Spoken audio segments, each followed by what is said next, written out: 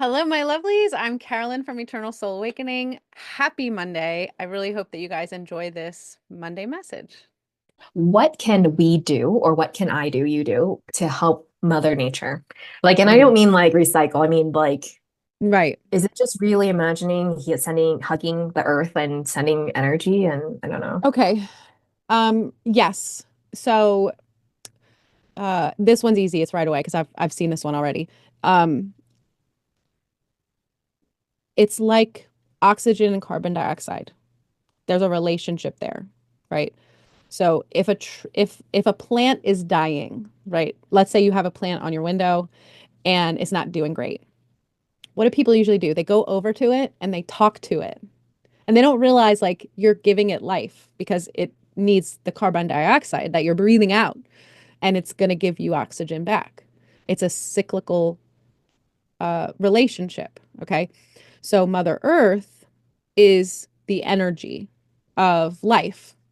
So when you're grounding yourself, when you're connecting your energy down into her intentionally, when you're doing your connections, whether you go and connect with your spirit guides or whatever, that's irrelevant.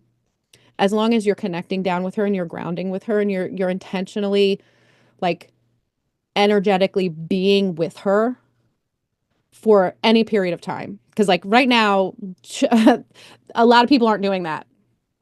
It's just not happening, right? Um, that is huge. That would be huge. I mean, there are people that are doing it now, but it would be better if it was more. It would be better if it was more.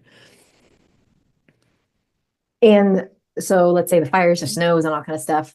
How does us all like talking and grounding with Mother Earth, how would that actually help? Like, I wouldn't say scientifically, but it's a kind of like, would the fires start to just if everyone actually did that, like a lot of people, would the fire start to just simmer down magically? Do you know what I mean? Like I'm trying to figure out like the connection.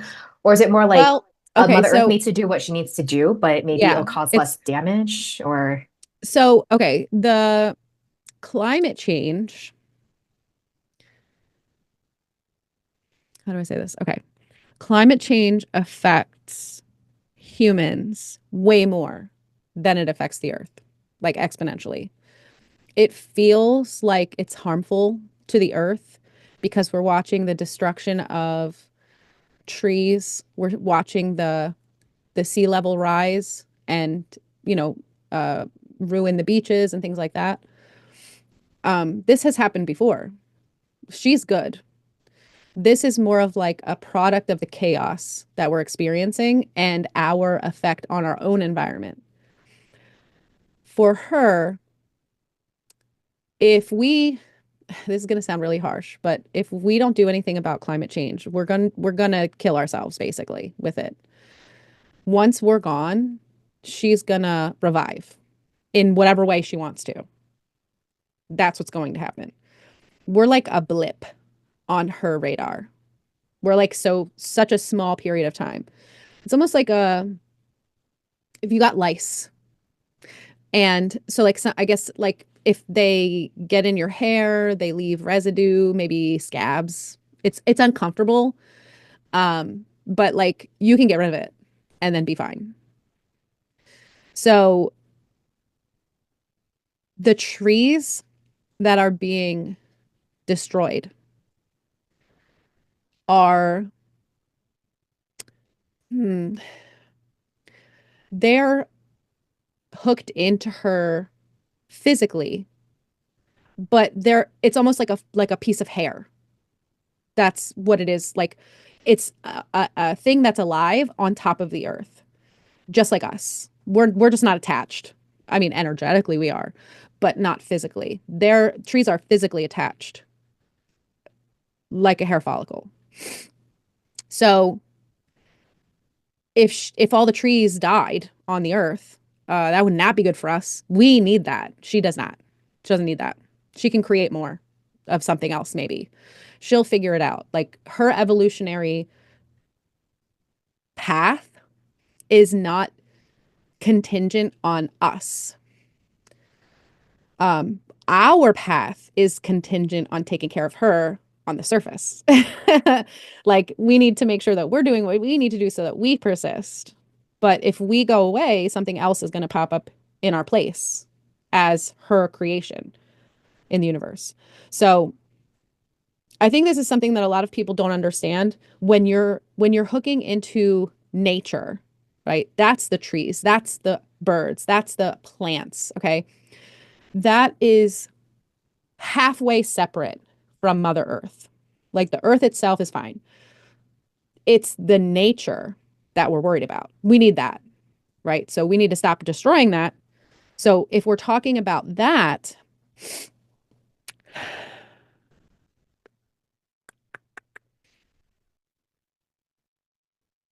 the best thing for us to do in that regard would be to hold positive intention where the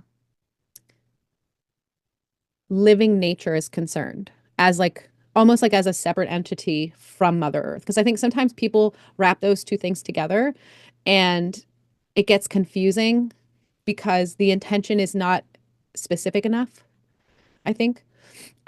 Because Earth is going to be fine, but nature may not, as we know it.